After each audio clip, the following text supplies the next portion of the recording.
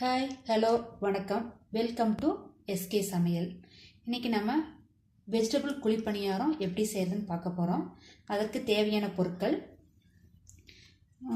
மாவு, அரிசி 2 கப், உளுந்து 1/4 கப், வெந்தயம் 1 ஸ்பூன் எடுத்து 5 மணி நேரம் ஊற வச்சு அரைத்து புளிக்க வச்சுங்க. நீங்கள் காலையில் பணியாரம் ஊற்றோன்னா நீங்கள் நைட்டே அரைச்சி எடுத்து வச்சுக்கணும், புளிக்க வச்சு எடுத்துங்க. அதுக்கு தேவையான பொருட்கள்னு பார்த்திங்கன்னா கேரட், வெங்காயம், கொத்தமல்லி, கருவேப்பிலை, சீரகம், பச்சை மிளகாய் 2. ஃபஸ்ட்டு கடாயை பற்ற வச்சுக்கங்க. கடாய் காஞ்சதும் எண்ணெய் ஒரு 2 ஸ்பூன் ஊற்றிங்க. எண்ணெய் காஞ்சிருச்சுங்க. ஃபஸ்ட்டு வெங்காயம் போடுங்க.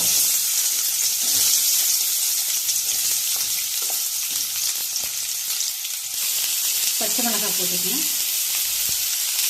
கருவேப்பிலை,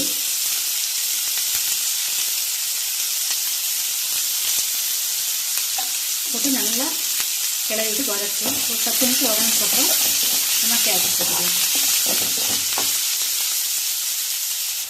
இப்போ வெங்காயம் எல்லாம் வணங்கிடுச்சுங்க. இதுக்கப்புறம் சீரகம் 1 ஸ்பூன் போடுங்க. அப்புறம் கேரட்டையும் போட்டுருங்க.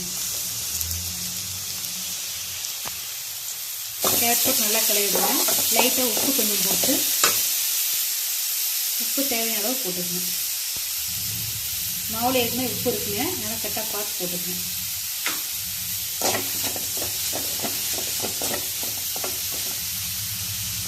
உங்களுக்கு வேற ஏதாவது வச்சு இப்போ வணக்கியதான் உள்ளே போட்டு நல்லா மாவோட மிக்ஸ் பண்ணி வச்சுக்கிட்டோம். பணியாரக்கல்ல ஆன் பண்ணிக்கங்க. எண்ணெய் கொஞ்சம் ஊற்றணும். நல்லா எண்ணெய் காஞ்சதும் மாவு ஊற்றுங்க. அரை கல் ஊற்றுங்க. ரொம்ப நிறைய ஊற்றிங்கன்னா மேலே ரொம்ப பொங்கி வரும். இது கம்மி அரை இருந்தால் தான் நல்லா முறுமுறுன்னு வரும் பணியாரம். இப்போ 1 சைடு வெந்துருச்சு, திருப்பி போட்டுக்கலாம்.